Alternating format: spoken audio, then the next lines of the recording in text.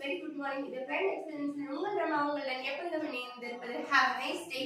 So இப்போ time வந்து 5:30 தாங்க ஆகுது. இன்னைக்கு நம்ம என்ன பார்க்க போறோம்னா நம்மளுடைய புத பகவான் வந்து எந்த இடத்துல இருந்தா நமக்கு நல்லது. ஃபர்ஸ்ட் புத பகவான் யாருங்க?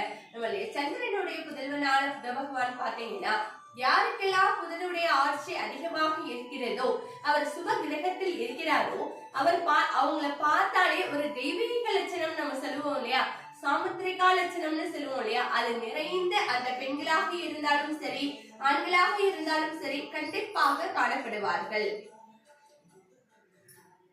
இந்த புத பகவான் வந்து எந்த கிரகமுமே அந்த 9 கோள்களும் சரிங்க தனித்து கண்டிப்பாக இயங்காது. ஏதாவது ஒரு கிரகத்துடைய சேர்க்கையால் ஒரு நட்பு கிரகத்தோடு தான் கண்டிப்பாக இருக்க வேண்டும். நம்மளுடைய புத பகவான் பாத்தீங்கன்னா யாரோட இருக்கணும்னா சுக்கிரன் அண்ட் சந்திரன், இவங்க 2 பேருமே வந்து இவருக்கு வந்து நட்பு கிரகங்கள். சோ அவரோட இருந்துச்சுன்னா புதன் சுக்கிரன் சந்திரன் இந்த 3 பேரும் ஒரே இடத்தில் லக்னத்திலோ இல்லது ஏதாவது ஒரு இடத்தில் ஏதாவது ஒரு வீட்டில் இந்த கிரகங்கள் 3மே சேர்ந்து இருந்தால் கண்டிப்பாக அவர்கள் கணித வல்லுநராக அல்லது அறிவியல் வல்லுநராக அல்லது ஞானத்தை அதிகமாக பெற்றவராக சொபிஸ்டிகேட்டடான வாழ்க்கை ஜம்முன்னு இருப்பாங்க இல்லையா, லக்ஸூரியான லைஃப் வந்து அவங்களுக்கு கண்டிப்பாக கிடைக்குங்க. எனக்கு இருக்கு, நீங்களும் என் கூட சேர்ந்துக்குங்க, ஜம்முன்னு வாழலாம் கம்முன்னு.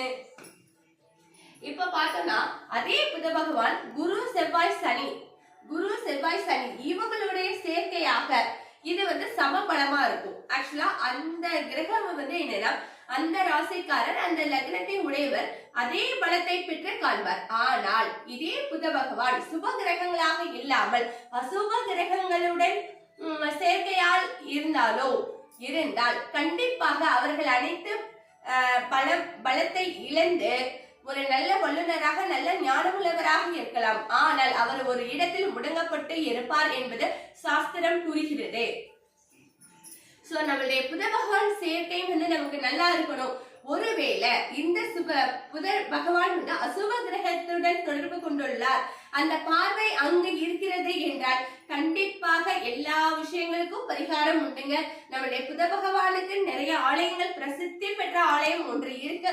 அங்கு சென்று அவரை வந்து தானே வெளிப்பட்டு அல்லது புதன்கிழமைகளில் புத பகவானை மனதில் நினைத்து கொண்டு கடவுளே என்னுடைய திறமைக்கும் என்னுடைய நாலேஜுக்கும் எனக்கு ஏற்றமையான ஒரு வேலையை கொடு, எனக்கு ஏற்றமையான ஒரு திருமணத்தை வைத்துக் கொடு, எனக்கு தேவையானதை அனைத்தையும் நிறைவேற்றுவதற்கு எனக்கு அந்த தகுதியை கொடு கடவுளே. ஆல்ரெடி அவங்க கிட்ட அந்த தகுதி இருக்கும், ஆனால் அந்த தகுதி முடங்கி போய் கிடக்கும்.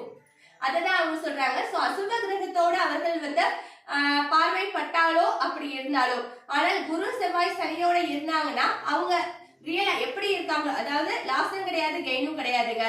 ஆனா அதே சுக்கிரன் சந்திரனோடு இருந்தாங்கன்னா செம்ம பீக்ல இருப்பாங்க.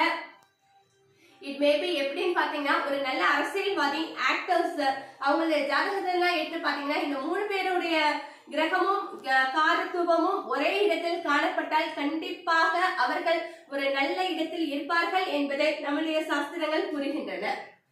சோ இதுக்காக நான் உங்களுக்கும் ஒண்ணு நான் சொல்லிட்டேன். கண்டிப்பா இப்படி இருக்கிறவங்க முகம் வந்து ரொம்ப பொலிவாக இருக்கிறது மட்டும் அல்லாமல் நல்ல சாமுத்திரிகா லட்சணம் தெய்வீக லட்சணத்துடன் இருப்பார்கள். ஏங்க நீங்க இல்ல அப்படின்னு கேட்காதீங்க, இட்ஸ் ஓகேங்க. So today take home message, this is புத பகவான். So bye viewers, have a nice day.